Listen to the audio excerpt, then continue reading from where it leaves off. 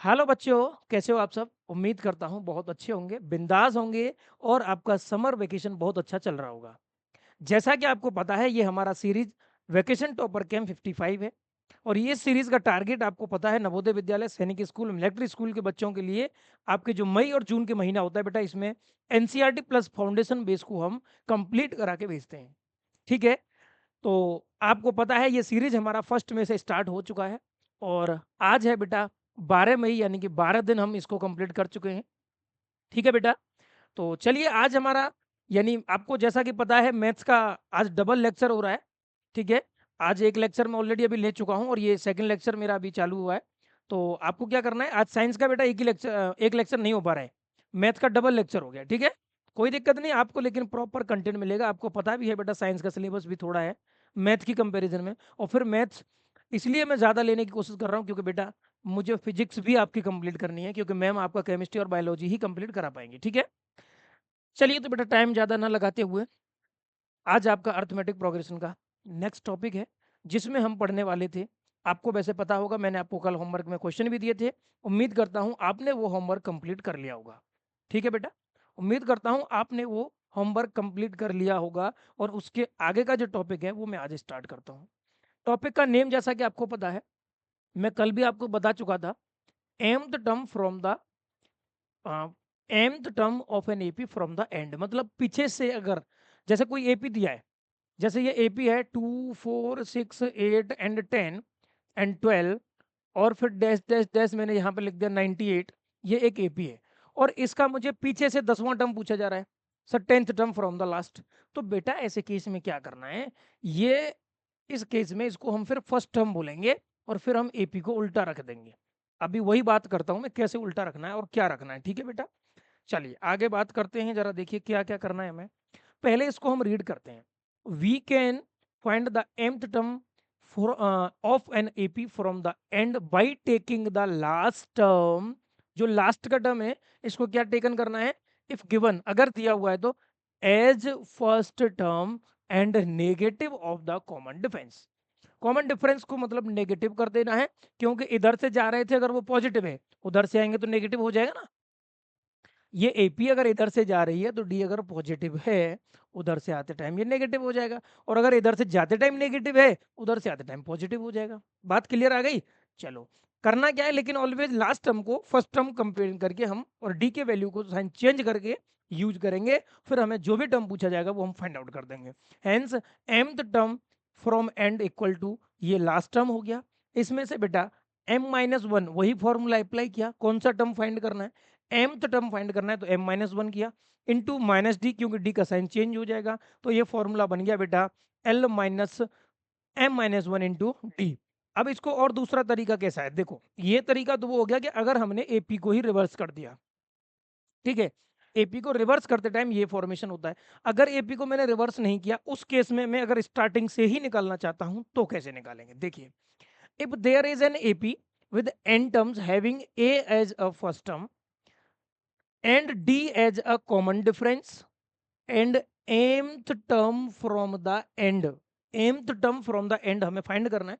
तो उस केस में बेटा क्या करना है, टोटल टर्म कितने हैं एपी में, n टर्म है, तो n में से बेटा m को माइनस कर देना है, n में से m को n में से m को माइनस कर देना है, प्लस का इसमें 1 कर देना है बेटा, और जो टर्म निकल के आएगा यानी कि n minus M plus 1th जो टर्म होगा वही आपका बिगिनिंग से होगा। या फिर एक और तरीका यह है कि n में से बेटा m को माइनस कर दिया, ध्यान से देखो, n माइनस m-1, यानी कि मैंने ये -1 को बेटा कॉमन निकाल दिया। जैसे ही मैं इसमें से माइनस को कॉमन निकालूंगा तो ये m हो जाएगा प्लस और ये 1 हो जाएगा बेटा माइनस। इस तरीके से भी लिखा जा सकता है, इसको याद रखना है, फ्रॉम द बिगिनिंग।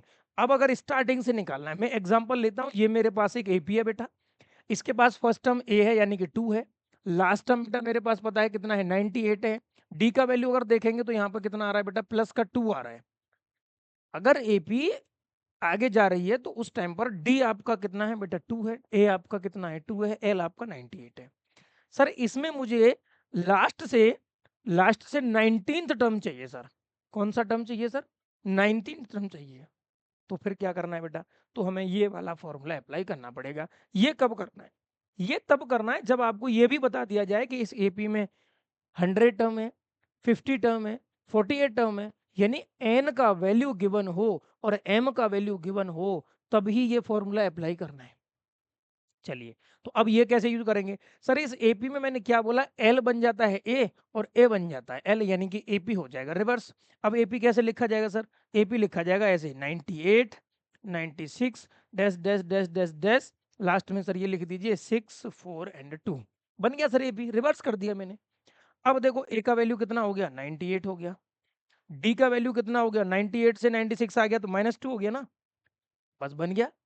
फाइंड क्या करना है, m का वैल्यू 19 फाइंड करना है। तो फॉर्मूला क्या होता है nth टर्म का, जो nth का होता है वही mth का हो जाएगा, a plus m minus 1 into d, a m यानी कि 19th आपको वैल्यू फाइंड करना है, इक्वल टू a का वैल्यू कितना है 98 हो गया बेटा, प्लस m कितना 19 माइनस 1 18 इंटू डी का वैल्यू कितना हो गया बेटा -2, 98 माइनस ये कितना हो जाएगा बेटा 36, तो आंसर आ गया आपका A19 इक्वल टू 62। कितना आ गया बेटा, A19 इक्वल टू 62 आ गया। मतलब ये हुआ सर, इस एपी का पीछे की साइड से अगर 19वां टर्म निकालेंगे, पीछे की साइड से अगर 19वां टर्म निकालेंगे तो सर उस केस में वैल्यू मेरा 62 आएगा। बात समझ में आ रही है। चलिए, अब आपको ये समझ में आ चुकी है, ज्यादा चीजें सोचना नहीं है। चलिए अब हम क्वेश्चन करते हैं इसका, find the 20th term from the last term of the AP. ये आपका एपी है 3 8 13 एंड 253 आपका लास्ट टर्म है। इसका मतलब सर मुझे बहुत अच्छे से समझ में आ रहा है कि फिलहाल जो गिवन एपी है उसके लिए ए का वैल्यू 3 है। सर यहाँ से डी का वैल्यू कितना हो जाएगा, सर डी का वैल्यू हो गया +5, कितना हो गया +5। सर लास्ट का टर्म कितना है 253। मैंने आपको क्या बताया था, दो चीजें चेंज करनी है। क्या क्या करनी है सर, एल को बना देना है ए और डी को बना देना है -d, इसका मतलब -5 हो गया। ये दो काम करने के बाद डायरेक्ट क्या फॉर्मूला अप्लाई करना है सर, अगर ए एम फाइंड करना है तो फॉर्मूला होता है, यानी कि एल को क्या बनाया मैंने, ए बना दिया तो ये ए बन गया, m-1 इंटू, या यहाँ पर एल लिखता हूँ मैं, L plus m-1 into -d आता है। सर ये फॉर्मूला अभी मैंने बताया भी है आपको, बहुत अच्छे से समझ में आना चाहिए। अब क्या करना है, मुझे कौन सा वैल्यू 20th टर्म फाइंड करना है, तो यहाँ पर मैं 20 यूज करूंगा बेटा। लास्ट टर्म ऑलरेडी पता है कितना है 253 है। उसके बाद बेटा m कितना है 20 माइनस 1 करेंगे, डायरेक्ट में 90 लिख सकता हूँ, 19 आ गया। d का वैल्यू कितना बताया बेटा -5, ठीक है। अब A20 कितना आ गया बेटा, ये 253 माइनस 19 5 से कितना होता है 95, 19 5 से कितना 95, माइनस का हो गया, वैल्यू को माइनस करेंगे तो बेटा कितना आंसर आ जाएगा जरा देखिए, 158 आपका आंसर आ गया। कितना आ गया बेटा, तो A20 जो है वो 158 आ गया। Option number D is your correct answer. Next question की तरफ बढ़ते हैं बेटा। नेक्स्ट क्वेश्चन में क्या बोला है, in the AP 7 10 13 184 the 8th term from the and, यानी कि लास्ट से 8th टर्म फाइंड करना है। तो लास्ट से 8th टर्म फाइंड करने के लिए बेटा फॉर्मूला क्या हो जाएगा, L plus 8 minus 1 into minus D, यही होगा। अब डी निकालेंगे कितना, तो 10 माइनस 7 इक्वल टू 3 आ गया सर प्लस का। तो देखिए सर A8 फाइंड करना था, L का वैल्यू सर 184 है, प्लस ये 7 हो गया सर, माइनस डी मतलब -3 हो जाएगा सर। आंसर कितना आ गया सर 184 माइनस 21, आंसर आ गया सर मेरा 163।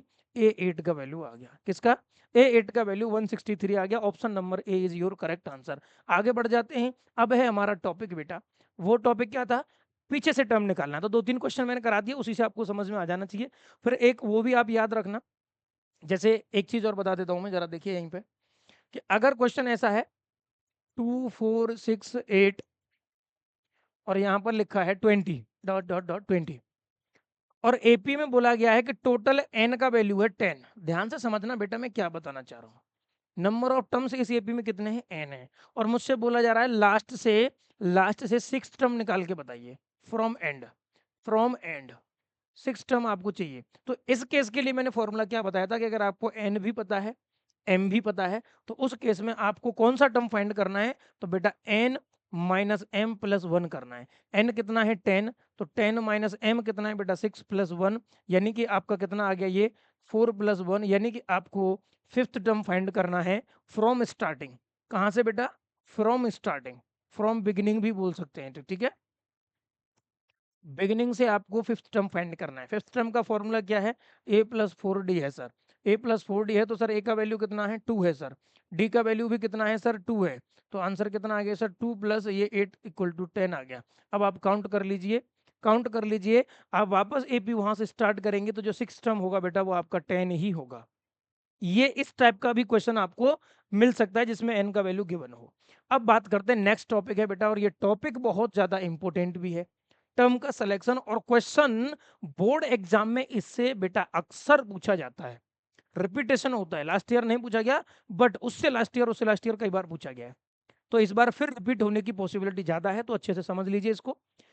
करना क्या है कि अगर ये एपी में कभी ऐसे बोला जाता है कि three terms of an AP are, या sum of three term of an AP, इस तरीके से क्वेश्चन आता है, तो हमें क्या करना है, उसमें एपी के बारे में कुछ भी पता नहीं होता, तो हमें उन टर्म्स को, जो टर्म्स बोले गए हैं 3 या 5 या 4 या 7 जो भी है, वो हमें कंसिडर करना पड़ता है, हमें लेट करना पड़ता है कि अगर वो जो टर्म्स हैं, थ्री टर्म्स के बारे में बोला जा रहा है तो वो थ्री टर्म्स हमें क्या लिखने हैं, फोर टर्म्स बोला जा रहा है तो वो हमें क्या लिखने हैं, फाइव टर्म्स बोला जा रहा है तो हमें क्या लिखने हैं। जैसे हमें बोला जा रहा है कि एक एपी है और इसके थ्री टर्म्स हैं, तो वो थ्री टर्म्स वहां पे ऐसे नहीं दिया जाएगा, हमें वहां पे लेट करना है। सपोज फर्स्ट टर्म आपका ए माइनस डी होगा, सेकंड टर्म आपका ए होगा, और थर्ड टर्म आपका ए प्लस डी होगा। याद कर लीजिए माइंड में, ऑलवेज अगर थ्री टर्म पूछा जा रहा है तो यही लेट करना है, यही लेट करना है, ये ब्रह्मास्त्र है, आप माइंड में सेट कर लीजिए। जब भी बोला जा रहा है कि three term of an AP are sum of three term of AP this, इसका मतलब इन तीनों का सम करना है, और इन तीनों का सम क्या आता है तो मैं आपको डायरेक्ट बता देता हूं बेटा, वो 3a आता है। ये माइनस डी ये प्लस डी दोनों कैंसल। बात समझ में आ रही है? चलिए सर आगे बढ़ जाइए। अगर किसी एपी में बोला गया है कि सर अगर फोर्थ टर्म का सम ऑफ एपी है तो फिर क्या करना है, फर्स्ट टर्म को आपको लिखना है a माइनस थ्री डी। क्या लिखना है बेटा? a माइनस थ्री डी, ये माइंड में नोट करके रखना है, एकदम छाप के रखना है। सेकंड टर्म हो जाएगा sir a minus D, third term हो जाएगा सर ए प्लस डी, फोर्थ टर्म हो जाएगा सर ए प्लस थ्री डी। सबका कॉमन डिफरेंस देख लीजिए, टू डी हो रहा होगा प्लस, इसमें टू डी प्लस करने पर ही आएगा, इसमें टू डी प्लस करने पर ही आएगा, इसमें टू डी प्लस करने पर ही आएगा, यहाँ पर इसमें डी प्लस करने पर ही आएगा, इसमें डी प्लस करने पर ही आएगा। और यहाँ बताया गया है कॉमन डिफरेंस, यहाँ पर ये स्मॉल डी, ठीक है, ये आपका डी है, यहाँ टू डी हो गया। अगर बेटा फाइव टर्म्स की बात करी जाए तो वैसे आपके सिलेबस में फाइव टर्म्स तक आता नहीं, थ्री टर्म्स तक तो जनरली आता है, बट ये दक्षिणा फाउंडेशन में फाइव टर्म का क्वेश्चन पूछा गया है। ठीक है बेटा, ध्यान दीजिए जरा। A minus two d first term रहेगा, a minus d second term, a आपका third term, a plus d fourth term, a plus two d आपका फिफ्थ टर्म, और यहाँ पर जो कॉमन डिफरेंस रहेगा वो डी रहेगा। फिर भी मैं आपको बता के चलता हूँ बेटा कि अगर सिक्स टर्म का केस बनता है तो ए minus five D, a minus three d, A plus D, A plus three d, A plus five D. इस तरीके से ही अभी मैं यूज भी करूंगा इनको, देखो कैसे यूज करता हूँ, ठीक है, क्वेश्चन करके बताऊंगा समझ में आएगा। तो आपको एक चीज क्या समझ में आ रही है, अगर आपने थ्री टर्म्स निकाले बेटा तो ए माइनस डी, ए और ए प्लस डी। अगर फोर्थ टर्म लिखे तो ए minus three d, a minus D, A plus D, A plus three D. एक चीज देखो, थ्री और फाइव में जो है कॉमन डिफरेंस आपका डी है, फोर और सिक्स में अगर देखो तो आपका कॉमन डिफरेंस बेटा टू डी है। मतलब जब इवन टर्म्स पूछे जाएंगे तो कॉमन डिफरेंस इवन होना चाहिए, और अगर बेटा आपका ऑड टाइम्स पूछे जाएंगे तो डिफरेंस आपका ऑलवेज डी रहेगा, याद रखिएगा। एकदम धूमधाम से समझ में आ गया, और अब इस पर बेस्ड एक क्वेश्चन करते हैं, फिर आपको समझ में आ जाएगा। यस सर, देखिए, if a minus three d, a minus d और a plus d and a plus three d are the continuous term of an AP, ऐसे बोला गया है, ये बोला गया है कि ये तो कंटिन्यूअस एपी के पार्ट हैं, तो बहुत इजी क्वेश्चन हो गया। Then find the common difference of an AP. Common difference आपको एपी का फाइंड करना है, और कॉमन डिफरेंस निकालने का फॉर्मूला क्या था बेटा, a two minus a one. A two कितना है, मतलब इसका ए प्लस डी है बेटा, ए माइनस डी है, ए माइनस डी, इसमें से माइनस करना है ये ए माइनस थ्री डी। देखिए जरा कॉमन डिफरेंस कितना आएगा बेटा, ये हो गया ए माइनस डी, ये माइनस ए और ये प्लस थ्री डी। बेटा ए से माइनस प्लस कैंसिल हो गया, माइनस डी और प्लस 3d बेटा सॉल्व करेंगे तो कितना आंसर आएगा बेटा, ये आ जाएगा 2d, ये आ जाएगा 2d। तो इसका मतलब डी का वैल्यू कितना आ गया बेटा, डी का वैल्यू आ गया 2d। डी का वैल्यू कितना आ गया, 2d आ गया सर। क्या मतलब है इसका, मतलब ये है सर कि कॉमन डिफरेंस 2d आ गया। और बेटा डायरेक्ट मुझे समझ में आ रहा था, फोर्थ टर्म दिए, मल्टीपल चॉइस क्वेश्चन है, ऑलवेज 2d आएगा। इवन पूछा जाएगा, जब ऑड पूछा जाएगा तब क्या आएगा सर, ऑड पूछा जाएगा तो सर 1 आएगा, तो ये डी आएगा ओनली। ये माइंड में सेट कर लो, मल्टीपल चॉइस है तो सॉल्व ही क्यों करना है यार, डायरेक्ट आंसर देना है। सर ने कंसेप्ट बताया था, सिंह सर ने क्या बताया था, इवन टाइम्स अगर टर्म्स पूछा जाएगा तो कॉमन डिफरेंस 2d आएगा, और अगर और टाइम्स पूछा जाएगा तो कॉमन डिफरेंस कितना आएगा बेटा, ओनली डी आएगा। आगे बढ़ जाऊं, चलो उम्मीद करता हूं बहुत अच्छे समझ में आ गया होगा। हाँ अच्छा question, if the sum of three numbers are in AP is -3, मतलब किसी एपी के थ्री टर्म्स का जो सम है, मतलब सम मतलब उनको प्लस करना है। अभी सम आपके एक्चुअल में पार्ट में नहीं आया, सम अभी आगे बताऊंगा, बट इन तीनों का एडिशन दिया है, और वो कितना है, and the product of these three equal to 8, then find these three numbers. ये थ्री नंबर्स आपको फाइंड करने हैं बेटा। तो मैं क्या करता हूं, जब भी थ्री टर्म्स की बात आती है तो पहले को बेटा हम a माइनस डी लिखते थे, फिर उसके बाद वाले को a लिखते थे, और इसके बाद वाले को a प्लस डी लिखते थे। बताइए थ्री टर्म्स हो गए, इन तीनों को प्लस करना था बेटा, और इन तीनों को प्लस करने पर आंसर आ रहा था -3। और मैंने आपको पहले ही बताया था कि अगर इन तीनों का हम सम करते हैं तो आंसर आता है बेटा 3a और इक्वल टू -3, क्योंकि ये माइनस डी और ये प्लस डी दोनों कैंसिल हो जाते हैं। तो बेटा यहाँ से मुझे a का वैल्यू मिल गया -3/3, और आंसर आ गया -1। कितना आ गया, a का वैल्यू -1, -1 मिल गया। अब क्या करना है बेटा, अब करना है हमें ये, इनका प्रोडक्ट भी दिया है, a minus D into A plus D, और इनका प्रोडक्ट है बेटा 8। तो देखो ये सिंपल ए है, इसकी तो कहानी मैं यहाँ से खत्म कर देता हूँ। -1 है तो सर इन सब के आगे माइनस लग जाएगा, ये a माइनस डी हो जाएगा सर, और ये a प्लस डी हो जाएगा। बताइए कोई दिक्कत है क्या, ये -1 a की जगह पर आ गया सर, क्योंकि a का वैल्यू मुझे ऑलरेडी पता चल चुका है। अब क्या करना है सर, ये तो a माइनस डी और a प्लस डी का फॉर्मूला है, और इक्वल में तो सर 8 आ रहा है, तो क्या दिक्कत है, ये माइनस इधर चला जाएगा यहाँ से उठ के, तो ये हो जाएगा -8। क्या हो जाएगा, -8 हो जाएगा। तो अब तो बहुत ईजी हो गया सर, ये फॉर्मूला तो उसका होता है a square minus D square का। हाँ वेरी गुड, सही समझ गया बेटा। ए स्क्वायर की वैल्यू सर, ए का वैल्यू -1 है तो -1 का स्क्वायर तो सर +1 होता है, ये माइनस डी स्क्वायर हो गया सर, ये -8 हो गया sir. Sir minus D square का वैल्यू कितना हो जाएगा जरा बताइए, ये 1 इधर जाएगा तो ये प्लस माइनस हो जाएगा, और ये माइनस का 9 हो जाएगा। सर माइनस डी स्क्वायर का वैल्यू -9 हो गया। फिर क्या करना है बेटा, माइनस से माइनस खत्म करना है, और डी स्क्वायर का वैल्यू मिल जाएगा मुझे 9, और मुझे तो सर डी का वैल्यू चाहिए था, तो +-3 कैसे, स्क्वायर रूट बोथ साइड, और स्क्वायर रूट निकालते हैं तो आंसर प्लस माइनस दोनों में आता है। यहां तक तो सर सब कुछ समझ में आ गया। अब क्या करना है, तो बेटा अगर d का वैल्यू +3 है और a का वैल्यू -1 है, तो पहला वाला टर्म क्या था, a माइनस डी, -1 माइनस और ये वाला प्लस का 3, तो आंसर आ गया -4, पहला टर्म अगर प्लस का 3 है तो। और फिर यहाँ पर a यानी कि -1 हो गया, ये सेकंड टर्म हो गया। अब थर्ड टर्म यानी a प्लस डी, तो -1 और ये +3, तो ये आ जाएगा बेटा प्लस का 2। इसका मतलब +3 होने पर पहला वाला नंबर, दूसरा वाला नंबर, तीसरा वाला नंबर, -4 -1 और 2, तो -4 -1 और 2 इसमें तो है सर, और सर इसमें नहीं है, तो सर इसी में दिख रहा है मुझे, यही होगा। दूसरा वाला -3 रख के चेक कर लो, तो ये वाला आंसर आ जाएगा। Option number A is your correct answer. चलिए आगे बढ़ते हैं, ठीक है बेटा। अब आ गया very important topic, sum of nth term of an AP. इस एपी का, इस एपी की जान इसी टर्म में बसी है बेटा, ये जो हम पढ़ने वाले हैं इसी टॉपिक में, एपी का जान है ये टॉपिक। क्वेश्चन बनता है इसी से बोर्ड एग्जाम में, एक तो वो टॉपिक जो बताया मैंने भी गया था, और एक ये भी बहुत खतरनाक है, इस पर तो हर साल क्वेश्चन पूछा जाता है, जिसको बोलते हैं sum of n term of an AP. हर साल पूछा जाता है, ठीक है, हर साल क्वेश्चन पूछा गया। अब क्या करना है देखिए जरा, इसको करना है, लेट अस सपोज एक एपी है जिसके पास a first term, a plus d second term, a plus 2 d three term, a plus n minus one into d last term. क्या बताया था, याद करो nth टर्म के टाइम पर। nth टर्म के टाइम पर क्या बताया था बेटा, नहीं आ रहा समझ में, नहीं आ रहा क्या, बताइए, कमेंट करते रहिए, मुझे कमेंट करके बताइए समझ में आ रहा है कि नहीं आ रहा। अभी तक समझ में आया कि नहीं, ओके करो, पहले पहले यहाँ तक ओके करो तब आगे बढ़ता हूँ। हाँ बेटा, आ रहा है समझ में, चलिए, उम्मीद करता हूँ बहुत अच्छे से समझ में आ रहा होगा, ठीक है। और ये उम्मीदें तभी बरकरार रहेंगी जब आप इस सीरीज से लास्ट तक जुड़े रहोगे, ठीक है। क्योंकि आप बीच में से छोड़ के चले जाएं और उम्मीद करें कि सिंह सर ने मैथ पढ़ाया था लेकिन मैथ में मार्क्स तो अच्छे नहीं आए, बेटा नहीं आएंगे, मैं गारंटी दे रहा हूँ। बीच में से छोड़ के चले जाएंगे, कैसे आ जाएंगे। ये सीरीज आपको पूरा करना है, ठीक है। चलिए, अब क्या करना है सर, अब तो बहुत कुछ करना है। ये तो वेरी इंपॉर्टेंट टॉपिक है सर, इसको अच्छे से समझा देना बेटा, वही कोशिश मैं करूंगा। अब ध्यान से देखिए, मैं आपको ऑलरेडी बता चुका हूँ, एक एपी इस तरीके से होता है जिसके लास्ट टर्म को ऐसे ही लिखा जाता है a plus n minus one into d. बताइए कोई दिक्कत है क्या।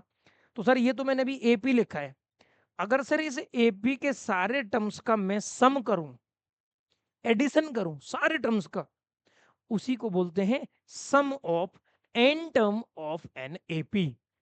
बात तो सही है सर। तो मैं क्या करता हूं, अगर इन सबको मैंने प्लस किया तो एस से रिप्रेजेंट करना पड़ता है बेटा, किससे, S n. N time plus करेंगे तो एस एन लिखेंगे बेटा, क्या, एस एन लिखेंगे अगर एन टाइम प्लस करना है तो सर मैंने क्या किया, first term plus second term plus third term plus fourth term plus fifth term plus six term plus seven term plus eight term plus nine term 10 term 11 term 12 term. Sir कब तक करेंगे, इसीलिए मैंने बोल दिया लास्ट वाले term को बोलेंगे a plus n minus one into d. Last वाले टर्म को ये, इसका मतलब ये है सर, a से स्टार्ट करके और यहां तक सारे ही टर्म्स को मुझे प्लस करना पड़ेगा। बात क्लियर आ रही होगी समझ में, ये मैं उम्मीद करता हूं। सारे ही टर्म्स का प्लस करना है। अब सर मैंने क्या बोला, थोड़ा सा दिमाग और लगाया, now rewriting the above term in the reverse order. Reverse order मतलब उल्टा कर दो एपी को, उल्टा किया तो बात तो वही रहेगी यार। एक चीज देखो, टू प्लस, एक चीज देखो, 2 प्लस 4 प्लस 6 कितना आंसर आएगा, 12 आएगा। और अगर इसको मैंने 6 प्लस 4 प्लस 2 लिखा तो भी 12 आएगा, यस सर। इसका मतलब अगर वो एस एन है तो ये भी तो एस एन ही रहेगा, यस सर। तो इसको भी मैं एस एन ही लिखूंगा बेटा, और एपी को कर देता हूं उल्टा। यानी ये वाला टर्म जो है a plus n minus one into d, इसके जस्ट आगे वाला टर्म क्या रहेगा सर, एक प्लस हो जाएगा, यानी कि एन एन माइनस टू हो जाएगा सर, एन माइनस थ्री हो जाएगा सर, एन माइनस फोर हो जाएगा। मतलब अगर ये सपोज करो एक एपी में 20 टर्म है, अगर यहाँ 20 वाला लिखा तो यहाँ 19 लिखना पड़ेगा, एक कम करना पड़ेगा, यहाँ 18 या 17 या 16 15 14 13 12 11 10 9 8 7 6 4 5 3 2, इस तरीके से मुझे करना पड़ेगा सर। तो सर अभी मैंने कुछ नहीं किया है, केवल मैंने एपी को रिवर्स फॉर्म में लिख दिया है, एडिशन की फॉर्म में लिख दिया है। अब करना क्या है सर, अब ही तो करना है जो भी करना है। तो बेटा मैंने इसको बोल दिया इक्वेशन नंबर फर्स्ट और इसको बोल दिया मैंने इक्वेशन नंबर सेकंड। फिर क्या करना है सर, सर इन दोनों ही इक्वेशन का एडिशन करना है, तब हमें क्या मिलेगा। अब देखिए, पहली वाली इक्वेशन का फर्स्ट टर्म क्या था, ए। सेकंड वाली इक्वेशन का फर्स्ट टर्म क्या है, a plus n minus one into d. अगर इन दोनों को मैं आपको प्लस करके दिखाऊं, देखो, a plus n minus one into d, तो एक्चुअली में ये बनता है 2a plus n minus one into d. इतना ही तो बनेगा बेटा, यही तो बनेगा। तो अब मैं वही चीज यहाँ पर दिखाना चाह रहा हूँ, उस एपी का फर्स्ट टर्म और इस एपी का फर्स्ट टर्म, तो a plus n minus one into d और ए, इनको प्लस करने के बाद ये बन गया सर, यही बनेगा ना। अगर डाउट है तो मुझे बता देना सर कि ये कैसे बन गया। अरे बेटा, ये वाला ए और ये वाला a plus n minus one into d, ये फर्स्ट फर्स्ट है ना, दोनों के फर्स्ट के सामने फर्स्ट रखा है तो फर्स्ट के सामने फर्स्ट प्लस कर दिया। फिर क्या है बेटा, इस वाले का second term a plus d है और इस वाले का second sum a plus n minus two into d है, यही तो है। ए प्लस डी है, a plus n minus two into d है।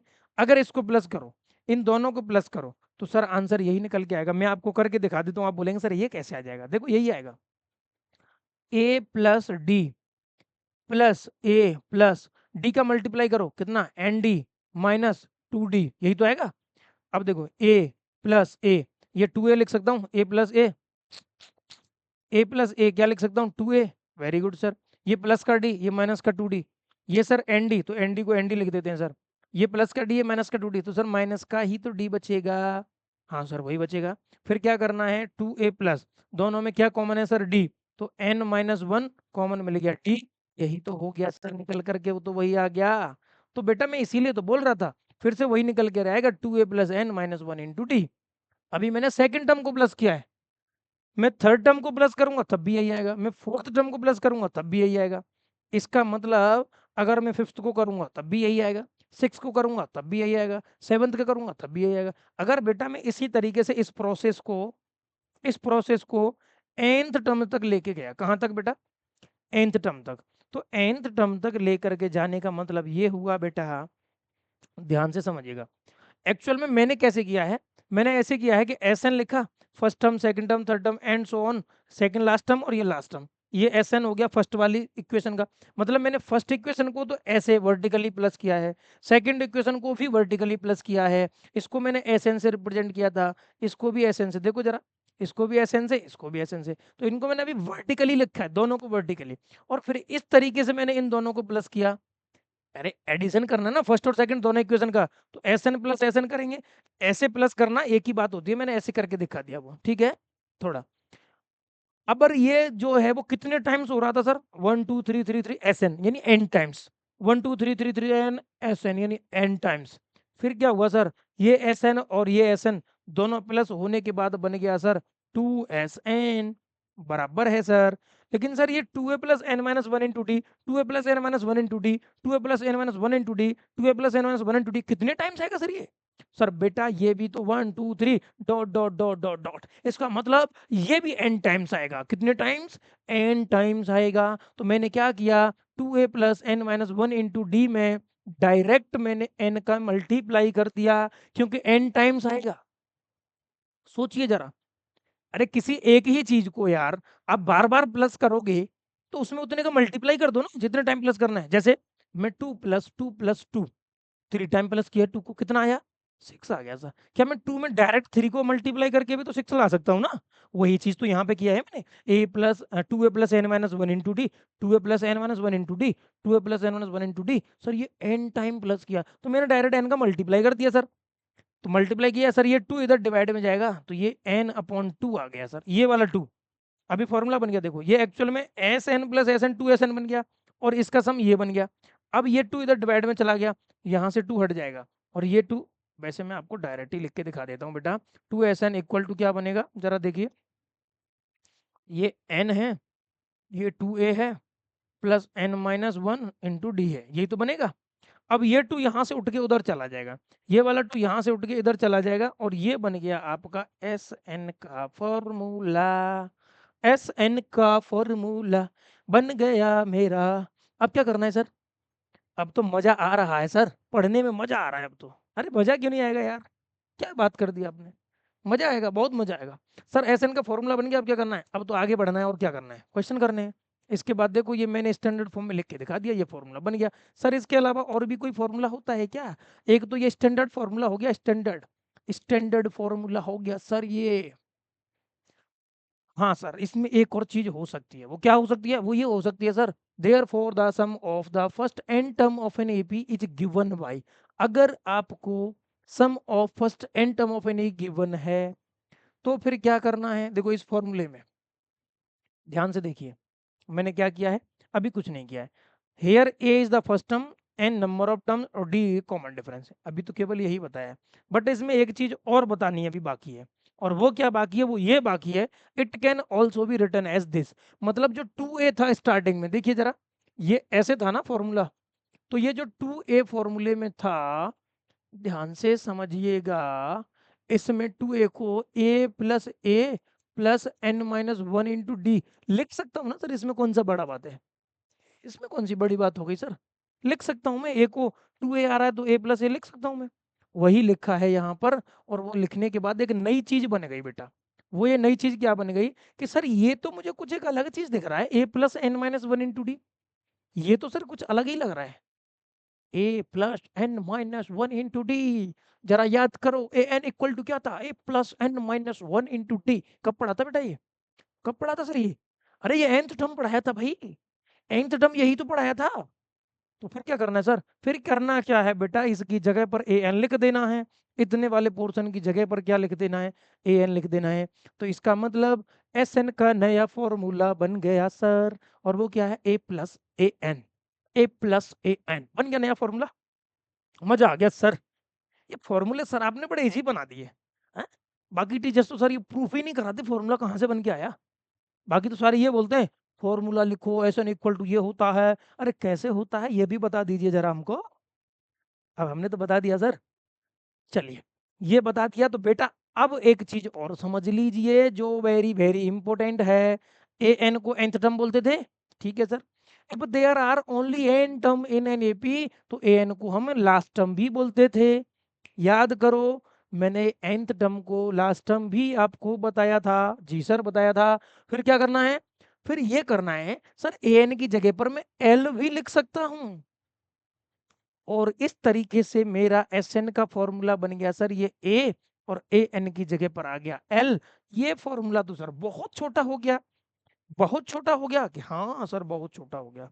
अब देखिए 2 4 6 डॉट डॉट डॉट एंड यहाँ पर आ गया 20। ये एक AP है, ये एक AP है, और इसका लास्ट टर्म मुझे पता है और इसका फर्स्ट टर्म मुझे पता है, और इसमें मल्टीप्लाई होता है बेटा n, आगे ये वाला n याद रखना है, ठीक है। a प्लस एल, यहाँ पर ये भी आता है n ब्रैकेट में a plus L, n upon two तो बेटा रहेगा, n अपॉन टू, यहाँ मिस्टेक हो गया, n अपॉन टू तो रहेगा, ठीक है। अब n अपॉन टू रहेगा तो फिर क्या करना है सर, एक मिनट बेटा थोड़ा सा पानी पी लेता हूँ, हाँ चलो। हाइड्रेटेड रहना बहुत जरूरी है बेटा।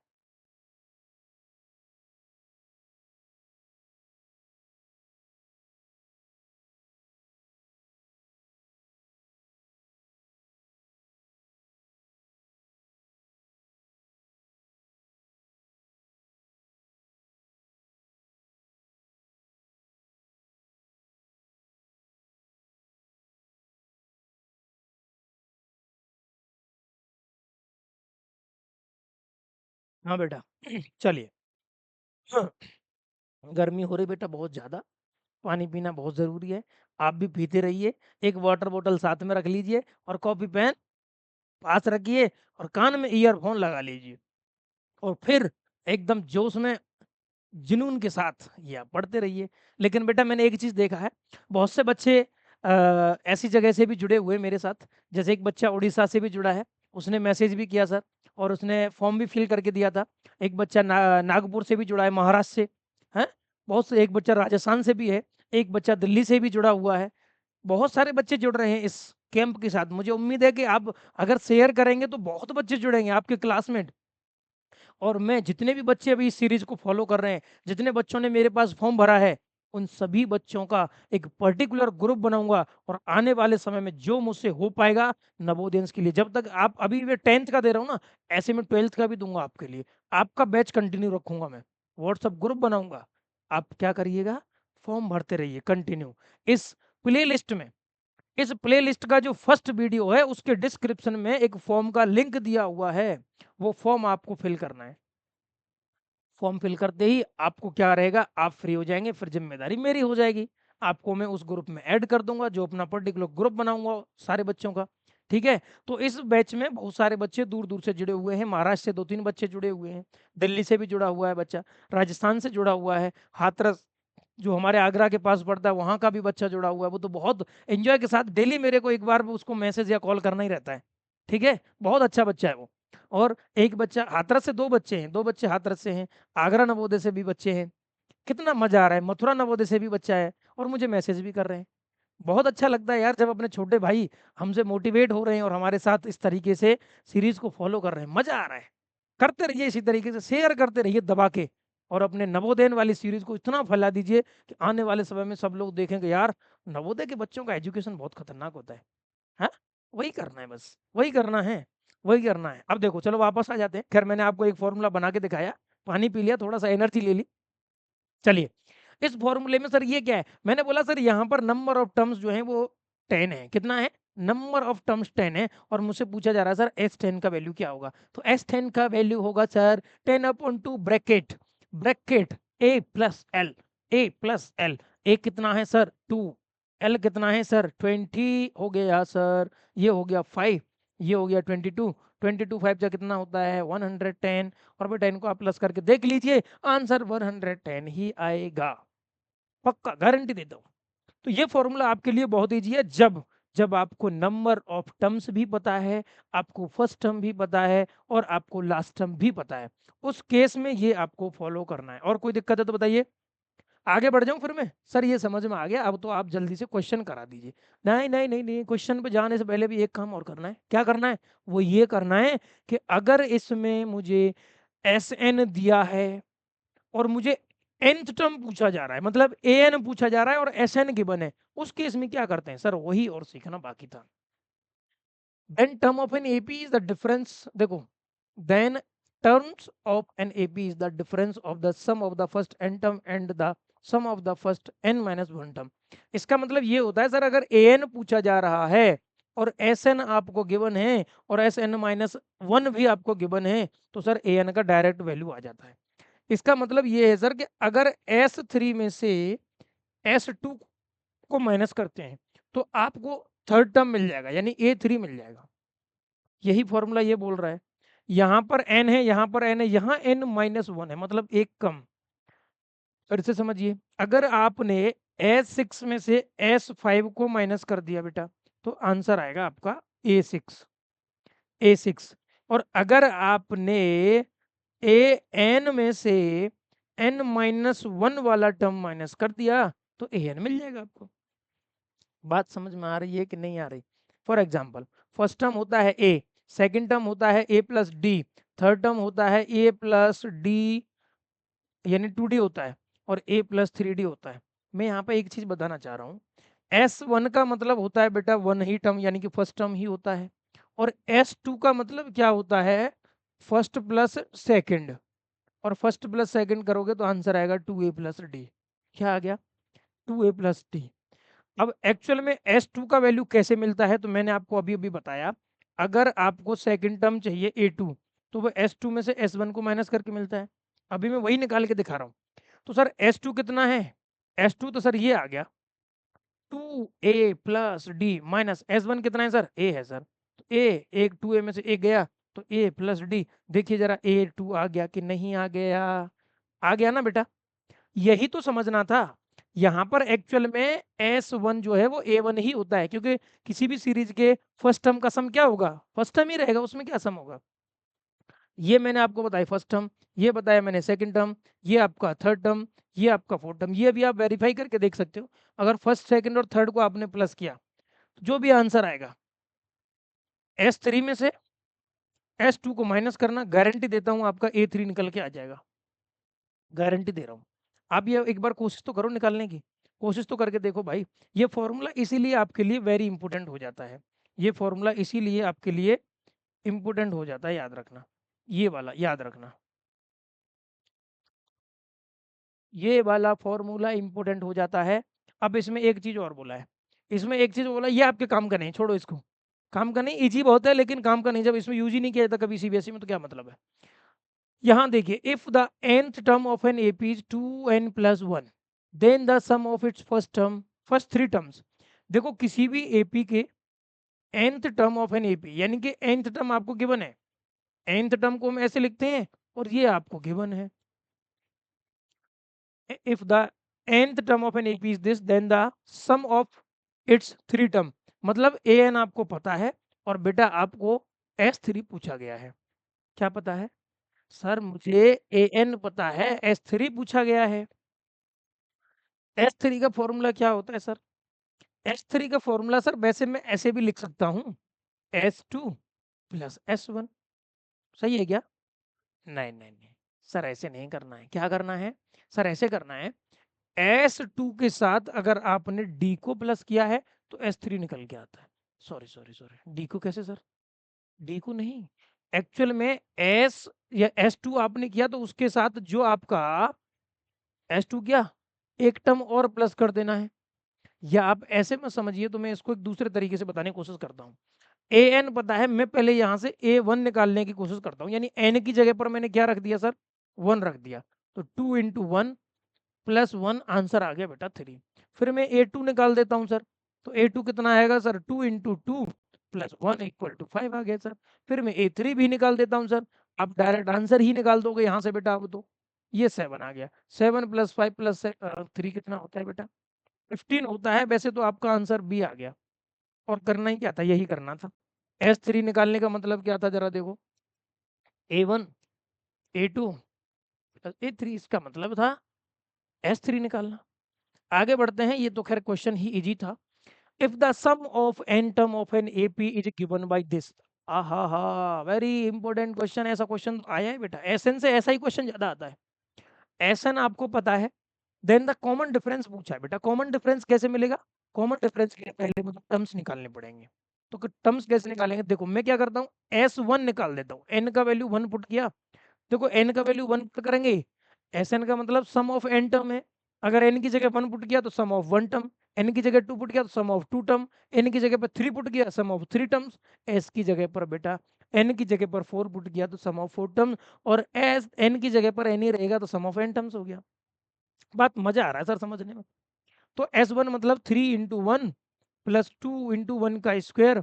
तो आंसर कितना आ जाएगा? 3 plus 2 equal to 5। Sir S1 5 आ रहा है। और सर S1 ही मैंने पढ़ा था सर पिछली स्लाइड में। S1 ही जो होता है सर वो क्या होता है? A1 होता है सर। S1 ही जो होता है सर वो आपका A1 होता है। तो सर यहाँ से मुझे A1 मिल गया और वो कितना है सर? 5 है।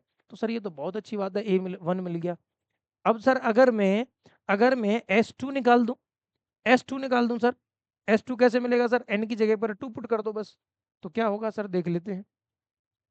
3 इंटू 2 प्लस 2 2 की पावर 2 क्या हो जाएगा बेटा? ये 6 हो गया। ये 2 2 जा 4 2 जा 8 हो जाएगा और आंसर आ गया 14। बेटा S2 मिल गया मुझे। S2 का वैल्यू सर 14 मिल गया मुझे। A1 तो मिल गया सर। A2 कैसे मिलेगा? सर A2 मिलेगा मुझे S2 माइनस S1। तो A2 का वैल्यू कितना हो जाएगा सर? इसका वैल्यू 14 है, इसका वैल्यू 5 है। सर सॉल्व करने पर 9 आ गया। तो सर A2 का वैल्यू आ गया मेरा 9। A2 आ गया सर। A1 आ गया। मुझे क्या चाहिए था? D चाहिए था। सर D का फॉर्मूला तो यही पढ़ाया था आपने। हाँ यही पढ़ाया था भाई। A2 कितना है? A2 कितना है? 9। A1 कितना है? A1 sir 5। तो बेटा D का वैल्यू आ गया कितना? D का वैल्यू आ गया सर मेरा 4। और option number D is your correct answer. चलिए आगे बढ़ते हैं थोड़ा स्पीड में काम करते हैं बेटा। If the first term of an AP is -5 and the common difference is 2। First term of an AP -5 है। इसका मतलब क्या है? ए का वैल्यू पता है बेटा वो -5 है। अगर ए का वैल्यू -5 है सर तो कॉमन डिफरेंस डी, ओहो कॉमन डिफरेंस 2 है। इसका मतलब डी का वैल्यू 2 दिया है सर। ये दोनों चीजें गिवन है। Then the sum of the first 6 term. 6 term मतलब सर मुझे S6 फाइंड करना है।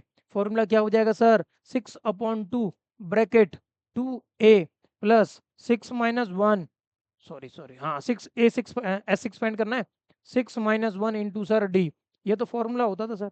ये हो गया सर कितना? 3 ब्रैकेट में एक ही जगह पर 5 आएगा माइनस का, तो ये -10 हो गया। प्लस 6 माइनस 1 5, 5 2 जा, ये भी 10 हो गया सर।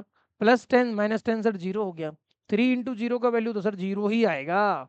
तो S6 का वैल्यू आ गया सर 0। S6 का वैल्यू आ गया sir 0। Option number A is your correct answer. Option number A is your correct answer. चलो आगे बढ़े। अब आगे बढ़े कि नहीं बढ़े बताओ? आ रहा है समझ में सब कुछ? जब सब कुछ समझ में आ ही रहा है तो फिर तो बढ़ने में फायदा है बेटा आगे। टाइम कितना हुआ लेक्चर का? लेक्चर का टाइम हो गया बेटा 43 मिनट्स। 43 मिनट्स है हमारे पास टाइम अभी। 1 घंटे का और लेक्चर लेते हैं। पहला लेक्चर थोड़ा सा ज़्यादा हो गया था। चलिए कौन सा क्वेश्चन है बेटा? हाँ, Chandan save ₹5 in the first week of a year. मतलब ये है बेटा फर्स्ट वीक की जो सेविंग है वो दी गई है बेटा। फर्स्ट वीक का जो सेविंग है बेटा वो दिया हुआ है। कितना है? फर्स्ट वीक का जो सेविंग है बेटा वो ₹5 है। फिर क्या है उसके बाद? And then increase his weekly saving by ₹1.75। मतलब ये हुआ सेकंड में कितना हो जाएगा? सेकंड वीक की बात करें बेटा, सेकंड वीक की बात करेंगे तो उसने इतना रुपया बढ़ा दिया 1 पॉइंट। तो यानी कि 5 प्लस 1.75। तो आंसर आ गया सर ये 6.75। सर इसका मतलब क्या है? मतलब ये है सर जो फर्स्ट सेविंग थी वो A1 था, सेकंड सेविंग जो है वो A2 था। अरे सर मजा आ गया। मजा आ गया सर, मजा आ गया सर। तो फिर क्या हुआ, A1 मिल गया बेटा मुझे कितना 5, और A2 कितना मिलेगा सर 6.75। तो सर डी कितना हो जाएगा, डी हो जाएगा बेटा A2 माइनस A1। एक्चुअल में ये वही निकल के आएगा जो अभी हमने ऐड किया था, 6.75 माइनस 5, आंसर आ गया 1.75। तो ये हो गया बेटा मेरा डी। अब मुझे A1 मिल गया, अब मुझे डी मिल गया। बेटा दोनों चीजें तो मिल चुकी हैं, ये तो A1 हो गया सर, और ये डी हो गया सर। तो फिर क्या करना है सर, डी मिल गया, ए मिल गया। पूछा क्या था बेटा, उसने पूछा है हिज वीकली सेविंग बिकम्स, बेटा nth टर्म मतलब टोटल कितने week, n week, n week तक उसने सेविंग किया बेटा, और तब जाके टोटल हो गया 20.75 हो गया सेविंग। इसका मतलब ये हुआ सर मुझे एस एन फाइंड करना है, और एस एन का फॉर्मूला तो सर ये था 2a plus n minus 1 into d, यही तो है सर, यही तो है सर फॉर्मूला। और एस एन तो उसने बता दिया सर कि टोटल इतना सेविंग हो गया, तो वो कितना है 20.75, मतलब टोटल सेविंग बता दिया उसने। एस एन का मतलब क्या, टोटल को रिप्रेजेंट करता है ना एस एन, तो टोटल सेविंग उसका एन वीक्स में कितना हो गया 20.75। फिर क्या किया, एन का वैल्यू फाइंड करना है, मतलब एन कितने वीक्स हो गए, तो ये एन अपॉन 2 लिख दिया बेटा।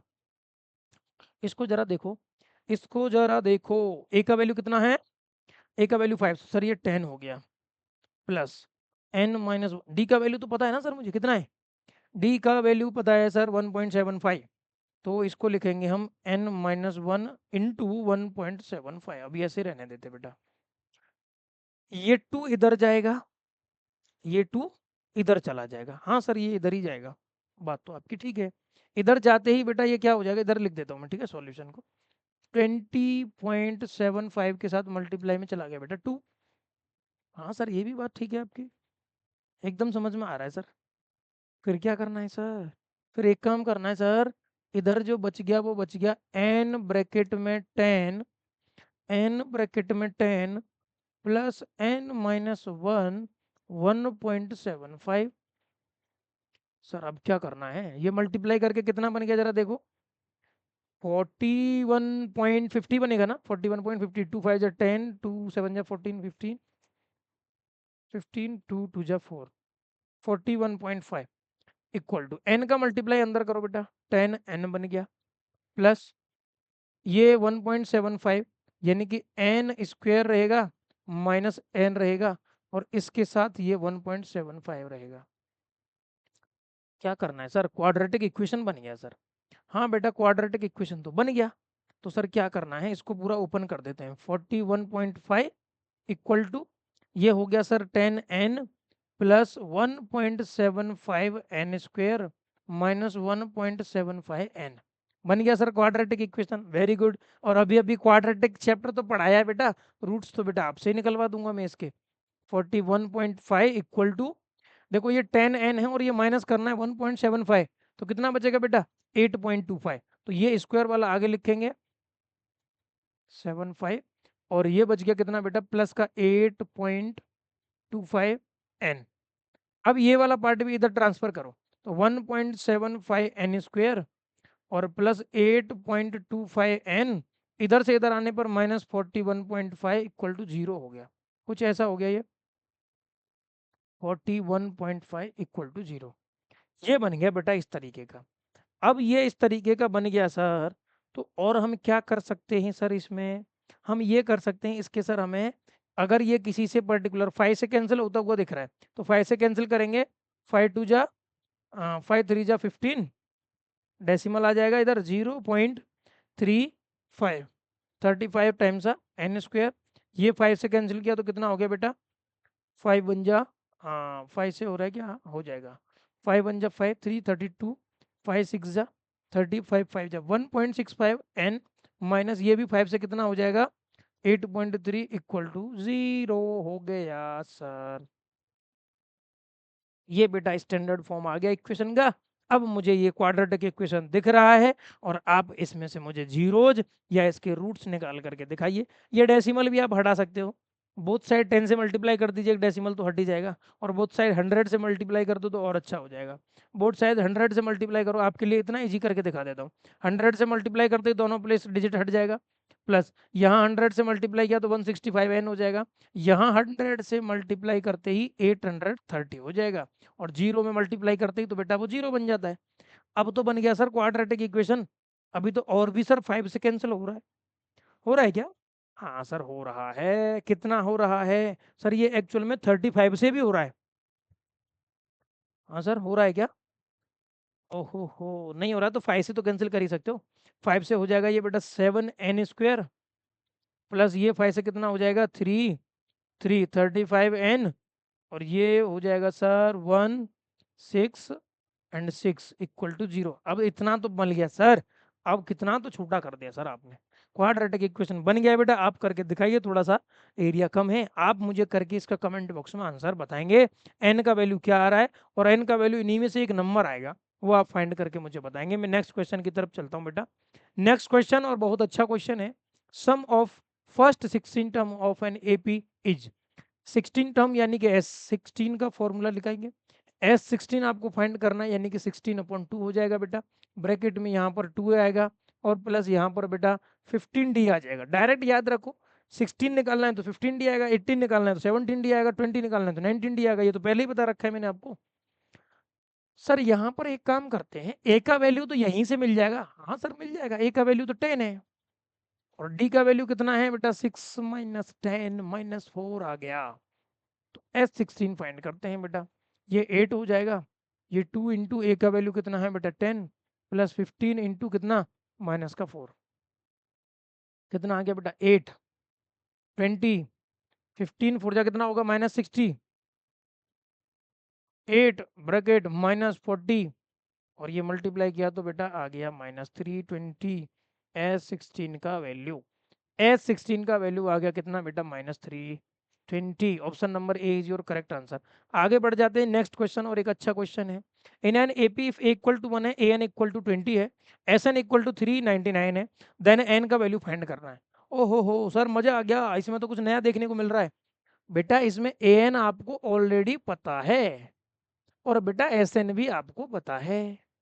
और एस एन का फॉर्मूला क्या बताया था सर? एस एन का फॉर्मूला आपने बताया था n/2 ब्रैकेट में a प्लस ए एन। ऐसा तो सर आपने एक बताया तो था, पता नहीं क्या बताया था। हाँ, एस एन का वैल्यू कितना है, ये फॉर्मूला मैंने जब बताया, जब एस एन का मैं स्टार्टिंग में टॉपिक बता रहा था।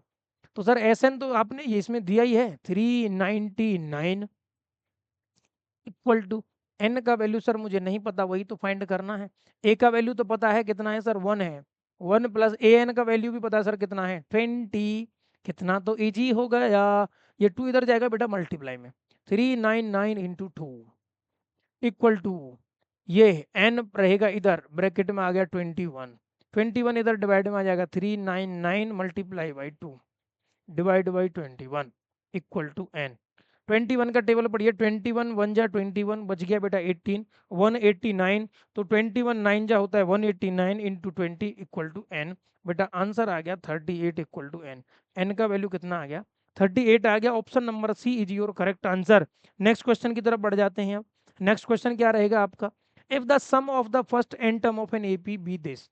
एन टर्म्स का ध्यान से देखिए, सम ऑफ एन टर्म्स मतलब ये एक्चुअल में एस एन गिवन है आपको, एस एन गिवन है आपको, लिखा नहीं है उसके सामने, बट एस एन गिवन है आपको, ये याद रखना है।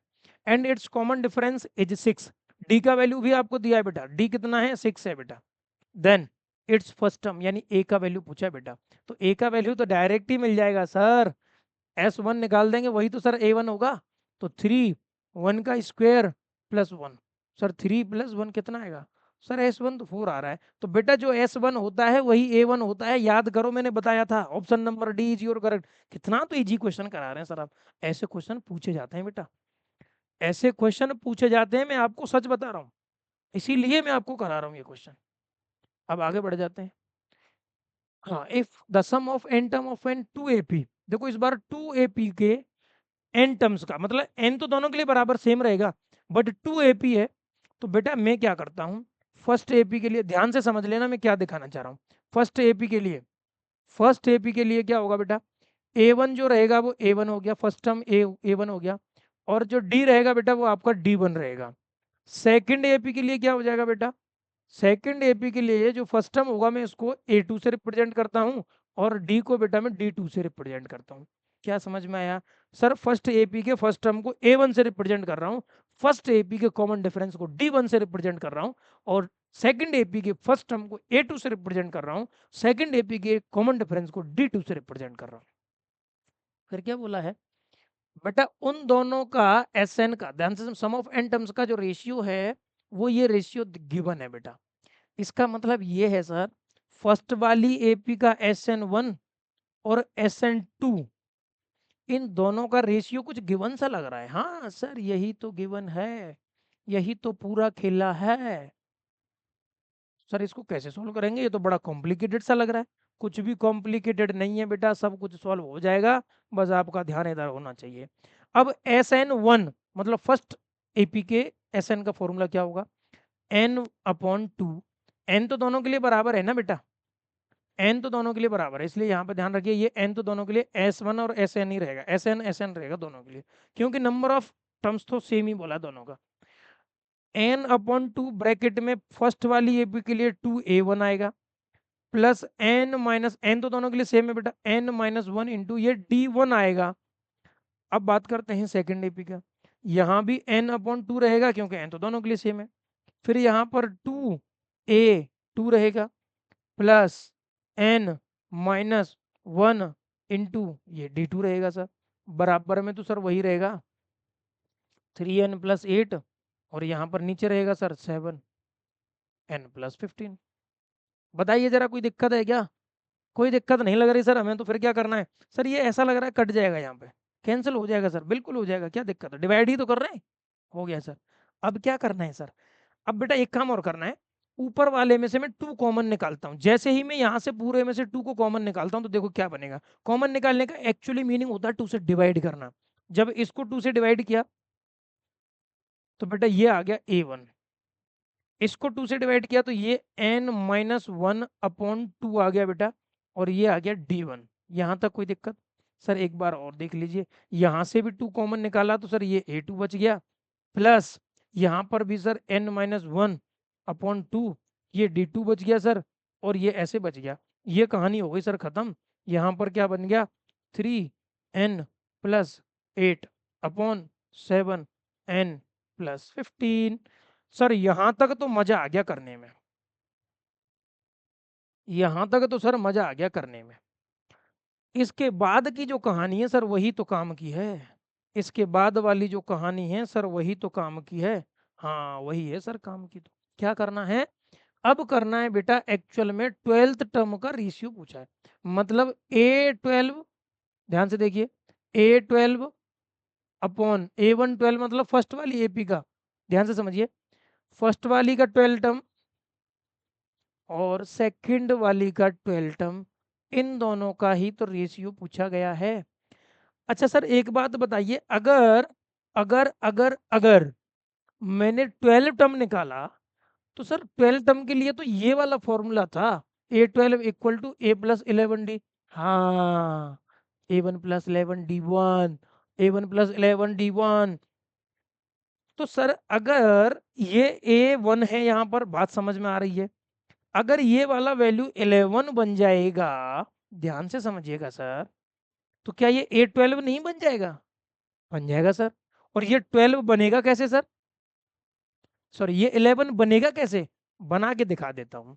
सर मैं ये कहना चाह रहा हूँ कि n-1/2 की जगह पर 11 आना चाहिए, क्योंकि A1+11D1 ये होता है 12th टर्म, क्योंकि मुझे ऊपर ये 12th बनाना है, तो नीचे वाला भी तो सेम तरीके से ही बनेगा, n तो दोनों के लिए सेम है। तो सर मैं क्या करता हूँ, ये जो n-1/2 लिखा है, मैं ये सपोज करता हूँ कि ये 11 के इक्वल होना चाहिए, और अगर ये 11 के इक्वल होगा तो सर यहाँ से n का वैल्यू क्या मिल जाएगा, n-1 = 2 इधर जाएगा तो बेटा 22, और n का वैल्यू हो जाएगा बेटा 22 + 1, n का वैल्यू तो सर मिल गया 23। यस, यस, मिल गया सर, मिल गया सर 23।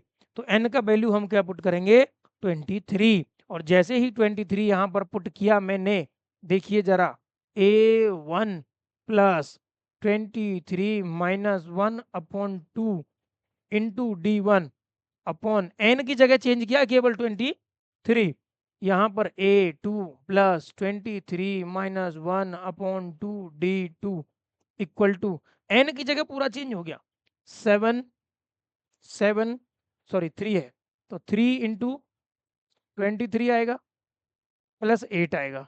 n की जगह चेंज किया है, वो n तो हर जगह पे चेंज करना पड़ेगा ना, जब n का वैल्यू मिल गया तो 7 इंटू 23 प्लस 15।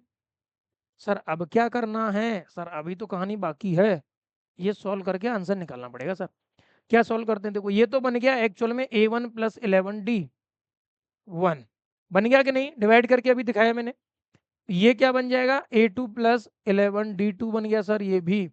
इसको सॉल्व करो जरा, क्या है 23 3 कितना होता है बेटा 69 प्लस 8 और ये कितना होता है बेटा 161 और ये हो गया बेटा 15। अब देखिए जरा A1 प्लस 11D1 का मतलब क्या हो गया सर, यही तो होता है A12। इसका भी मतलब क्या हो गया सर, ये भी A12 हो गया। तो दोनों के 12 टर्म का रेशियो जो आएगा सर वो 77 अपॉन इन दोनों को प्लस करेंगे तो कितना आएगा 66। 77 अपॉन 1, नहीं नहीं नहीं नहीं नहीं नहीं नहीं नहीं, दोनों को प्लस करो कितना आ रहा है, कितना आ रहा है, कितना आ रहा है 76 आ रहा है क्या? हाँ हाँ हाँ आ तो रहा है सर, आ तो रहा है सर, आ तो रहा है। 11 से दोनों को कैंसिल कर सकते हैं सर, 11 7 जा 11, 11 1 जा 11 6 जा, ऊपर आ गया 7, ऊपर आ गया बेटा कितना 11 6 जा, 7 रेस टू 16, 7 रेस टू 16 मतलब A12 raise to A12 equal to 7 raise to 16। Answer आ गया 7 raise to 16, option number B is your correct answer. आगे बढ़ जाएं, आगे बढ़ जाएं। If the nth term of an AP is this and the nth term 1 upon m, then so that the sum of mn term is 1 upon 2 mn plus 1। देखिए mth term दिया है बेटा, टाइम कितना हो गया जरा वो भी देखते रहिएगा। हाँ 1 घंटे का लेक्चर हो गया बेटा, 1 घंटे का लेक्चर हो गया। और बेटा अब थोड़ा सा मेरे लिए हो जाएगा, थोड़ा सा हो जाएगा मेरे लिए टफ, क्योंकि अभी मुझे और भी कुछ काम करना है। और मेरा ये नेक्स्ट टॉपिक जो है बेटा अर्थमेटिक मीन स्टार्ट होने वाला है। ये क्वेश्चन आप कोशिश करिए होमवर्क में करने का, नहीं आएगा तो कमेंट में बता दीजिए और इस क्वेश्चन को मैं नेक्स्ट लेक्चर में एक्सप्लेन कर दूंगा अगर आपको चाहिए तो। और अगर आप कर पा रहे हो तो वो वेल एंड गुड है। ये वाला आपको एम एन टर्म यानी कि AMN आपको प्रूफ करना है, ये आना चाहिए 1/2 mn+1, ये आपको प्रूफ करना है, करके दिखाइए। नहीं आएगा तो कमेंट कर दीजिए, मैं नेक्स्ट में थोड़ा सा 2-3 मिनट का टाइम लेके इसको बता दूंगा। तो बेटा मैं आज यहीं तक लेक्चर को कंप्लीट करता हूँ, फिर हम आपसे मिलेंगे कल नेक्स्ट लेक्चर में। आज साइंस का लेक्चर नहीं हुआ है, कल मैं कोशिश करता हूँ कि कल आपका साइंस का लेक्चर हो जाएगा, ठीक है बेटा। चलिए तो उम्मीद करता हूँ आपको इस सीरीज में बहुत मजा आ रहा होगा, और थोड़ा सा टाइम का अभाव होने की वजह से मैं लेक्चर कोशिश कर रहा हूँ, फिर भी आपको आज मैं 2 लेक्चर दिए हैं। इससे पहले वाला भी मैथ दिया और फिर से मैंने वापस थोड़ा सा ब्रेक लेके फिर मैथ आपको कंटिन्यू किया मैंने, ठीक है बेटा। तो चलिए मिलेंगे नेक्स्ट लेक्चर में। अगर आपको लेक्चर पसंद आया है तो इसको कमेंट करिए, शेयर करिए, लाइक करिए, लोगों तक ज़्यादा पहुंचाइए, और नवोदय तक तो ज़्यादा पहुंचा दिए बेटा, नवोदय का नाम तो ऊंचा करना ही जितना ऊंचा हो सकता है, ठीक है। चलिए तो मिलेंगे आपको नेक्स्ट लेक्चर में। जय हिंद, जय नवोदय, बाय बाय।